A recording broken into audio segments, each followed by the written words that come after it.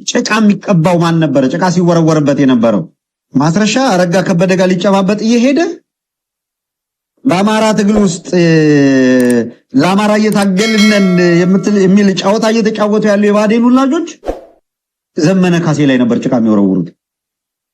ማስረሻን ተከዳ ይሉታል። 6 ወር 8 ወር 2 ዓመት 3 ዓመት ታሪክ እየጎተቱ ወደ ኋላ እየሄዱ በዚህ ጊዜ ማርያምን ብሎ በዚህ ጊዜ ገብርኤልን ብሎ ምናምን ብሎ ዘመነ ላይ ነበር ያተኮሩት። በአንድ ጊዜ ሁሉንም ድምጥማጥ ማጥፋት። አየህ ማን ምን አይነት ተልኮ እንደሚንቀሳቀስ በአማራ ትግል ውስጥ እነማን የት ጋር ነው የቆሙት ቢለውን እኔ በህዝቡ መመራመር በህዝቡ ጥንቃቄ በሌላው ምናምን አይደለም። ፈጣሪ የንጹሃንን የትግል እሳቤ ስሌት ዋጋ መክፈል እያየ ሳይውል ሳያድር ያጋለጠ ነው እንጂ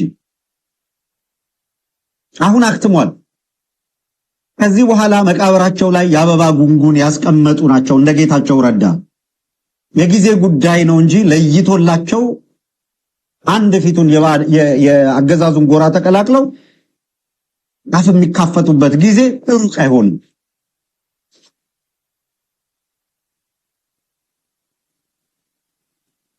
አነጋገር ነው ተከዳ።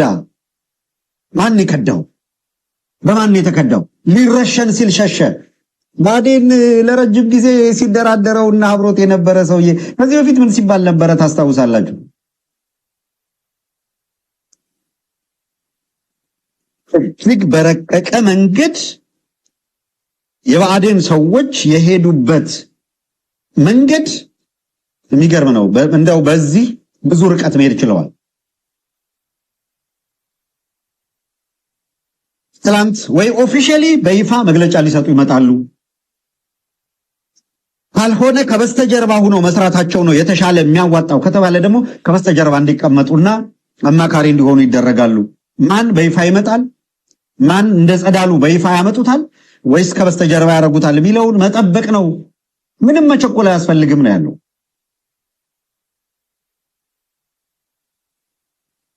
ይኸውላችሁ በስህተት ወይ ተደውሎለት እሷ አሳስቶ ምናምን እንዳይመስላችሁ በእቅድ አብሮ ሲሰራ ነበር። ይሄንን የአፋድ ከፍተኛ አመራሮች በሚገባ ያውቃሉ። ከዲሲም ከዩጋንዳም ያለውን ኮኔክሽን ያውቃሉ፣ በሚገባ ያውቁታል።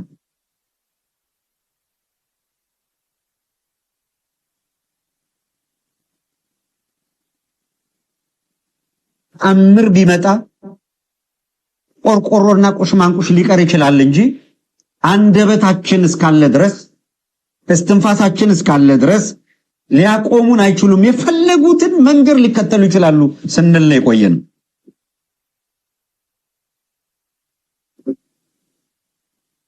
እምብዛም የሚገርም እምብዛም ወዮ የሚያስብል አይደለም።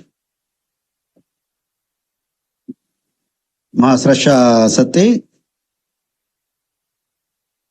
አንድ 6 አጃቢዎች ብሎ የያዛቸውና መሄድ ያዋጣል ብለው ያመኑ በሚከፈላቸው ገንዘብ በሚያገኙት የከተማ መሬት ስምምነት የፈጸሙ የጨረሱ ለዚህ ፕሮፓጋንዳ ሬዲ ሆኖ የሚጠብቁ አካላት ነበሩ። ጊዜው አሁን ለምን ጊዜው ተመረጠ ያላችሁ እንደሆነ ልትገረሙ ትችላላችሁ። ጊዜው ለምን አሁን ትናንትና ስናነሳላችሁ ነበር። በአፋድና በአፋባህ በኩል ያለው ንግግር በስራ አስፈጻሚም በታችኛው መዋቅርም ደረጃ ከፍ ባለ ደረጃ ውይይት እየተደረገ ነው። ይሄ ውይይት የሰነድ ዝግጅቶቹ ተጠናቀዋል። ትላንት በዝርዝር ስናነሳ እንደነበረው የቀረው ትንሽ ነገር ሁልጊዜም ማነቆ የሚገጥመው አመራር ምርጫ ወዘተረፈ ጋር ስለሆነ ሊደርሺፑ ጋር ነው የቀረው። ይሄንን ከፍጻሜ ለማድረስ ግን በሁሉም በኩል ኮሚትመንት እያየን ነው፣ ቁርጠኝነት እያየን ነው። ኢዜማ የሀገሪቱ የፖለቲካ ስርዓት እንዲቀየርና ከፍተኛው ስልጣንም ፕሬዝዳንት እንዲሆን የምክክር አጀንዳ ቀረበ።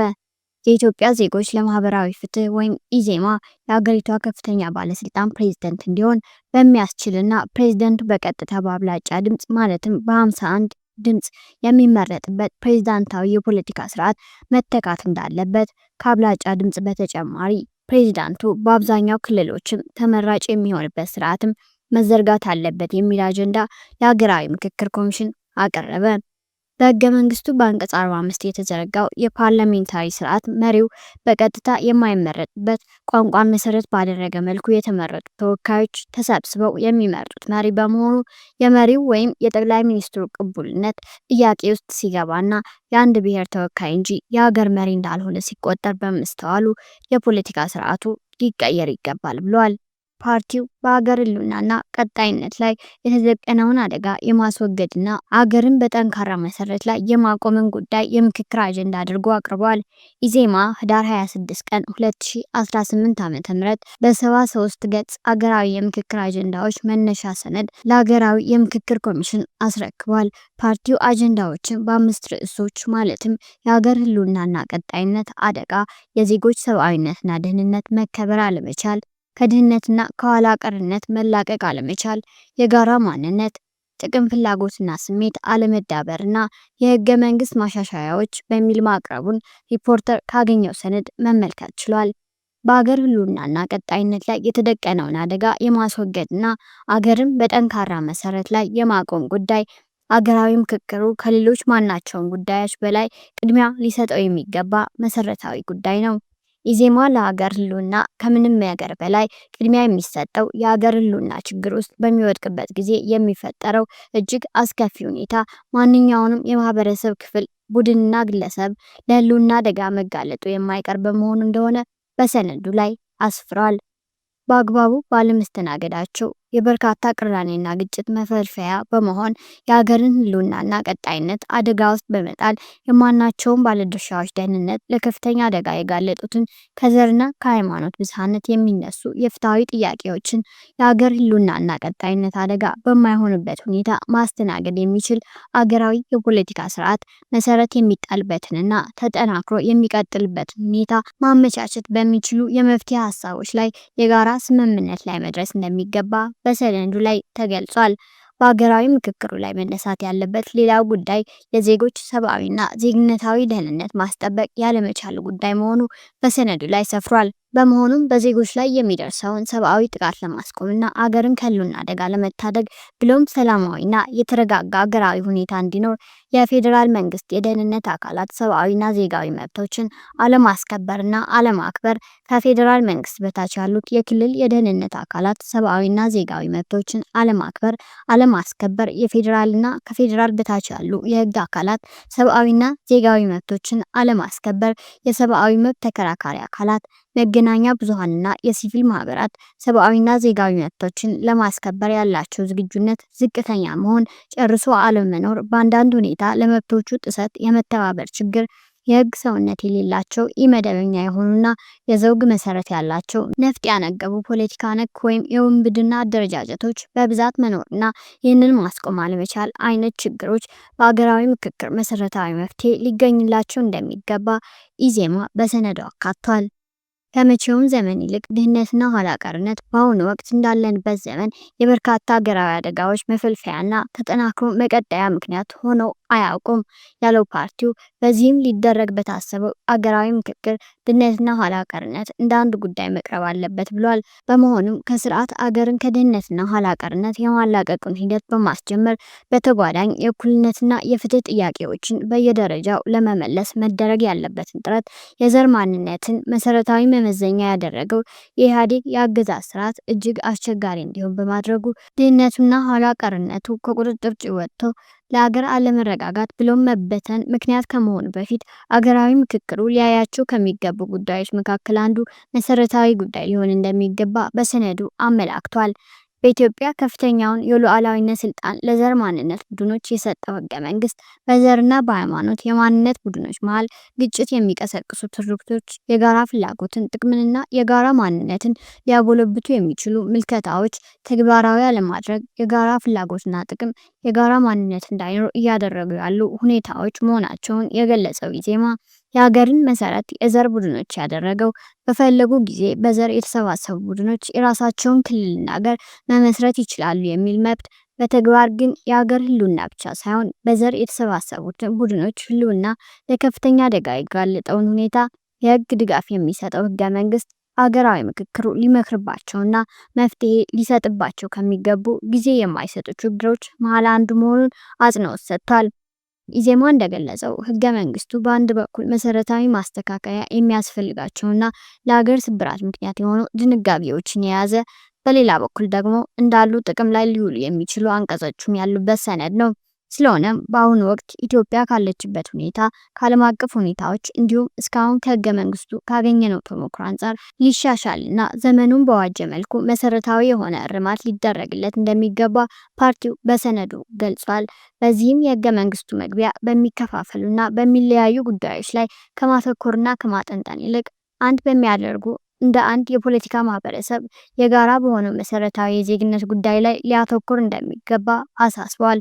በህገ መንግስቱ አንቀጽ 39 መሰረት ማንኛውም ብሔርና ብሔር ብሔረሰብ ህዝብ እስከ መገንጠል የሚደርስ መብት እንዳለው ተደንግጓል። ይህ አንቀጽ ኢትዮጵያ አንድ ሀገር ሆና የመቀጠል መብቷን የሚያመነምንና በማንኛውም ሰዓት በጥቂቶች ፍላጎት ላይ በመመስረት ብቻ አገርን የሚያፈርስ ከመሆኑም በላይ በህዝብ መካከል መተማመንን የሚሸረሽር፣ የጋራ ፍላጎትና ጥቅምን ብሎም የጋራ ማንነትን የሚያቀጭጭ አንቀጽ በመሆኑ ሙሉ በሙሉ ሊሰረዝ እንደሚገባ ምክረ ሀሳብ አቅርቧል። ህገ መንግስቱ የተሻለ የጋራ መግባቢያ ሰነድ እንዲሆንና ቅቡልነት እንዲኖረው በህገ መንግስቱ አንቀጽ 62 ዝባር 1 የተጠቀሰው ህገ መንግስቱን የመተርጎም ስልጣን ከፌዴሬሽን ምክር ቤት ወጥቶ ለህገ መንግስት ተርጓሚ ፍርድ ቤት እንዲሰጥ መደረግ እንደሚኖርበት፣ የህገ መንግስት ተርጓሚ ፍርድ ቤት ራሱን ችሎ እንዲቋቋም ወይም በልዩ ችሎት ሊተገበር ይገባል ብሏል።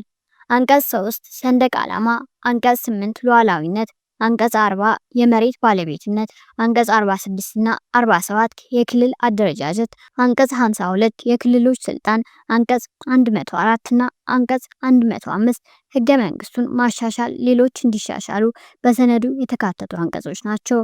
በርክክብ ስነ ስርዓቱ ላይ ንግግር ያደረጉት የኢትዮጵያ ሀገራዊ ምክክር ኮሚሽን ዋና ኮሚሽነር ፕሮፌሰር መስፍን አርአያ ፓርቲው ያቀረባቸውን አጀንዳዎች ለሀገራዊ ጉባኤው በአግባቡ ጥቅም ላይ እንደሚውሉ ገልጸዋል። የኢዜማ መሪ ፕሮፌሰር ብርሃኑ ነጋ በበኩላቸው ሀገራዊ ምክክሩ የኢትዮጵያን መሰረታዊ ችግሮች ለመፍታት ቁልፍ ጉዳይ መሆኑን ጠቅሰው ኢዜማ ኮሚሽኑ የሚያከናውናቸውን ተግባራት ለማገዝ ቁርጠኛ ነው ማለታቸውን የኮሚሽኑ መረጃ ያሳያል።